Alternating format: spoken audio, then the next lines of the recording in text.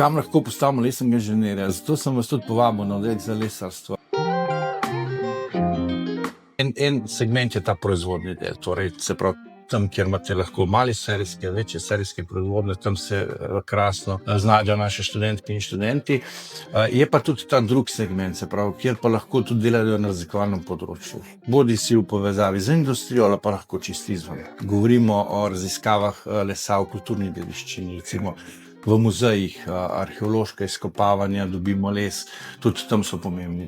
V projektivi, recimo, konstruiranju.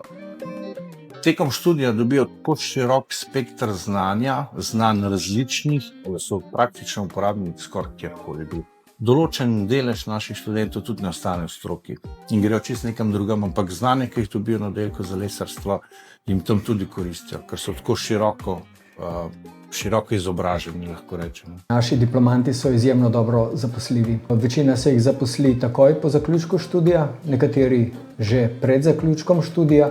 Razlog je zelo preprost. Lesnoindustrijska podjetja iščejo, potrebujejo diplomirane inženirje lesarstva, tako da z zaposlitvijo res ni nobenih težav. Veliko teh poklicev je vezanih na izjemno hiter razvoj tehnologij, informacijskih tehnologij.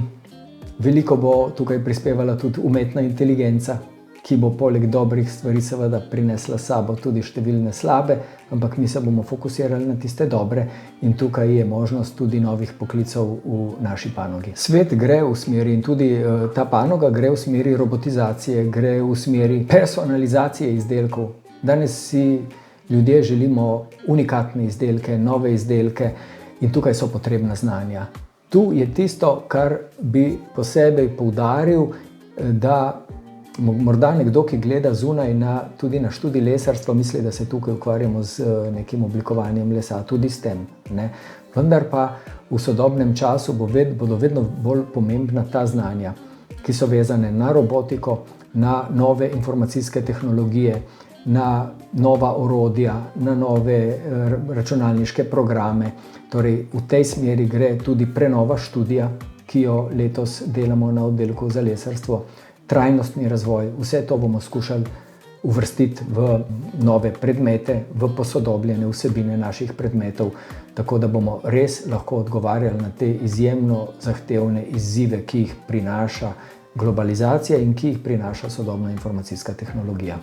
Študenti so že tekom študija povezani z industrijo na način, da sodelujejo s podjetji, podjetja prihajajo k nam, naši študenti prihajajo k njim v okviru terenskih dni ob petkih, v okviru prostovoljnih ekskurzij, v okviru sponzorskih ekskurzij se strani podjetij ter izvajajo tudi praktično usposabljanje več mesecev v podjetjih. No, predvsem pomemben je pa, da se pri delu učijo, dobijo kompetence z področja računalniškega podprtega konstruiranja in spoznajo različne aktualne softvere, kot je recimo SEMA za načrtovanje lesenih hiš, pa recimo SolidWorks pa Eswood z področja naprednih rešitev notranje opreme in zagotavljanje kakovostnega bivalnega okolja. Nahajamo se v laboratoriju za preizkušanje pohištva.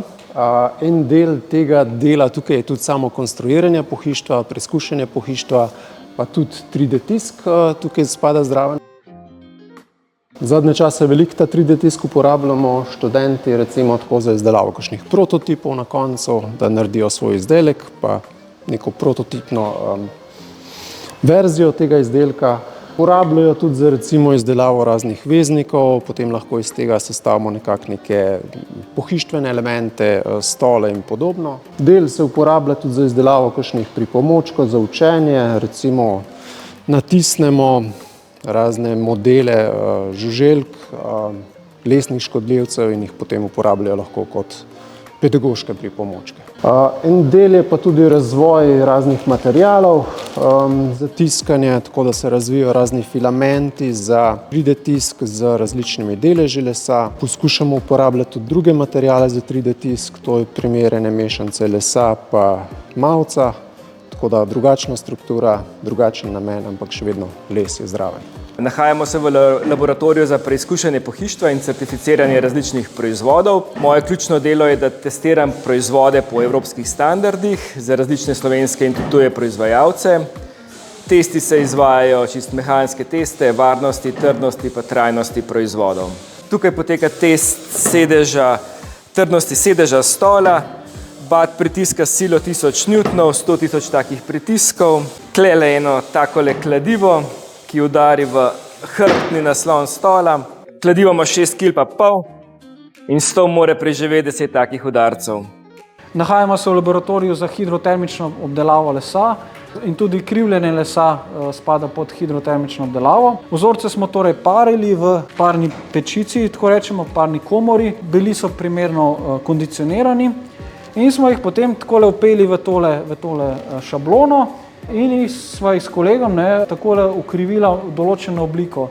Torej, študenti so se danes naučili v bistvu pomembnost parametrov parjenja, zakaj je to pomembno, kako to izvajamo in pa tudi samega krivljenja, da je zadeva potem, če so vzorci res primerno pripravljeni, dokaj enostavno.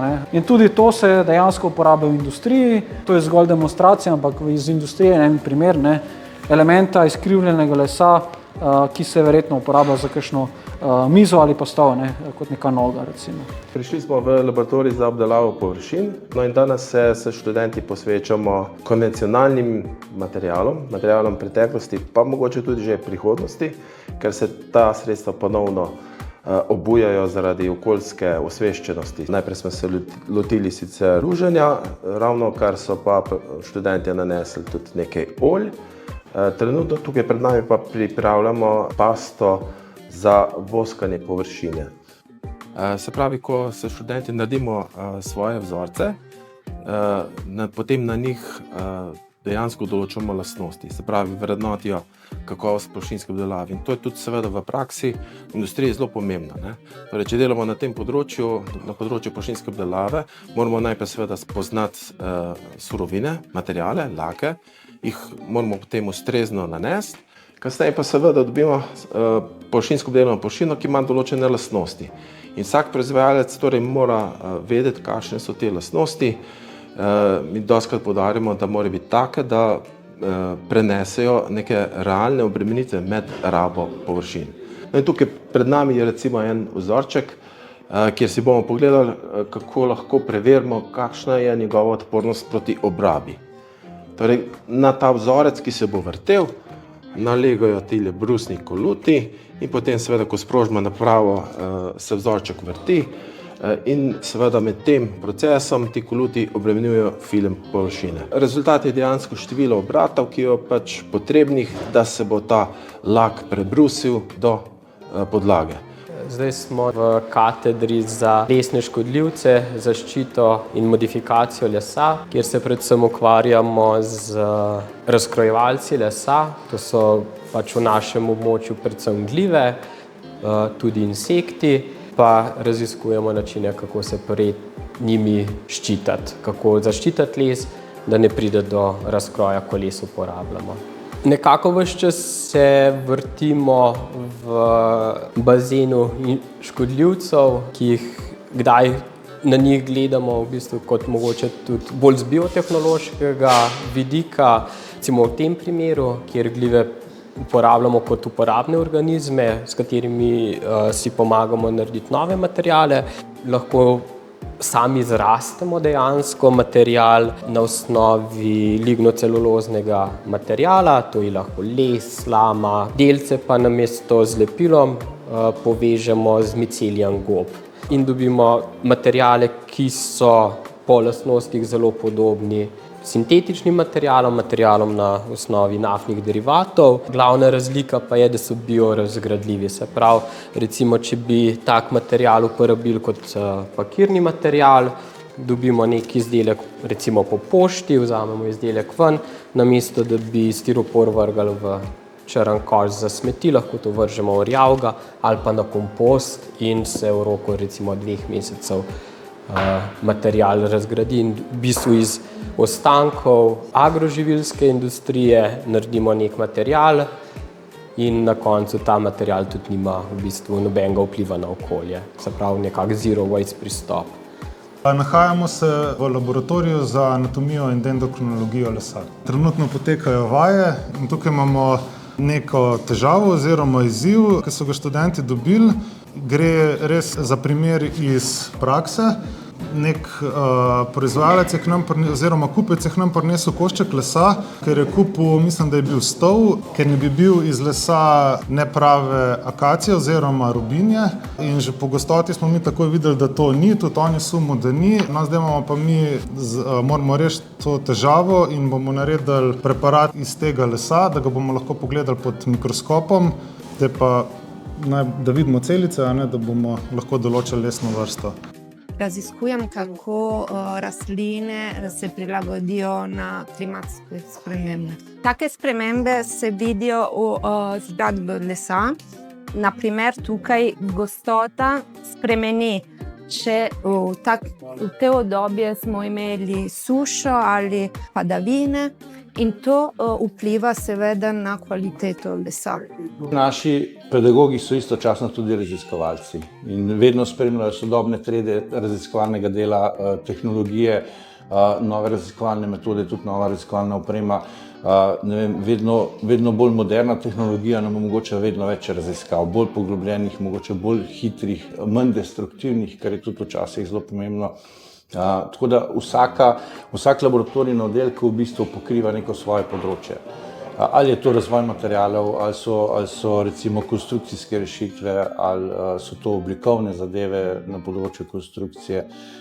Torej, vsi te segmenti, ki so na poti od začetka, od materiala pa do končnega izdelka, torej vsi te segmenti so pokriti pri nas na oddelku za les. Torej, mi skoraj tedensko dobivamo iz raznih podjetij, s katerimi imamo sodelovanja, prošnje, če lahko damo na našo oglasno desko prošnjo za neko delovno mesto. Kar pomeni, da trenutno na področju lesarstva, na splošno na vseh nivojih primanjkuje kadra. Govorimo od srednješolske izobrazbe, se pravi 3-letni, 4-letni programi, tako kot tudi potem pri nas na univerzitetnem študiju, visokošolskem študiju.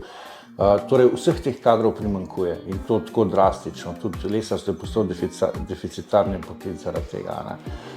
Tako da nekako smo imeli v preteklosti eno tako obdobje mišljenja, da lesarstvo ni nek poklic prihodnosti in zaradi tega se kar nekaj generacij zaporedoma je bilo malo sipa, tudi to se pozna tudi na našem pisu, na fakulteto.